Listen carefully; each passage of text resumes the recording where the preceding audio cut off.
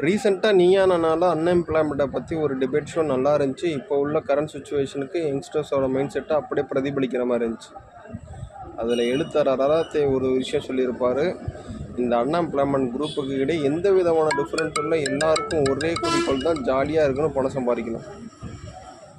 என்னோட point of வியூலேருந்து சொல்கிறேன், நீங்கள் உங்களோட கம்ஃபர்ட் ஜோனில் இருந்துக்கிட்டு எந்த விதமான டெவலப்மெண்ட்டும் பண்ணுறது பாசிபிள் ரொம்ப ரொம்ப ரொம்ப ரொம்ப கம்மி. நீங்கள் உங்கள் ஸ்கில்லை டெவலப் பண்ணாலும் சரி, உங்கள் பிஸ்னஸை டெவலப் பண்ணணும்னு நினச்சாலும் சரி, உங்கள் கம்ஃபர்ட் ஜோனை விட்டு வெளில வந்தே ஆகணும். நீங்கள் இப்போ உங்கள் கம்ஃபர்ட் ஜோனில் இருக்கணும்னு நினச்சிங்கன்னா, கம்ஃபர்ட் ஜோன் போக வேண்டிய வயசில் கண்டிப்பாக நீங்கள் கஷ்டப்பட வேண்டிய சூழ்நிலை தான் வரும். நீங்கள் உங்கள் ஸ்கில்லை டெவலப் பண்ணுங்கள், கண்டிப்பாக ஆட்டோமேட்டிக்காக மணி ஏர்னிங்கிறது ஒரு பெரிய விஷயமே கிடையாது. கொஞ்சம் இப்போ உள்ள சுச்சுவேஷனுக்கு கஷ்டம்னா, ஃப்யூச்சர்லாம் ஏஐ வந்து எந்த அளவுக்கு ஆக்குபை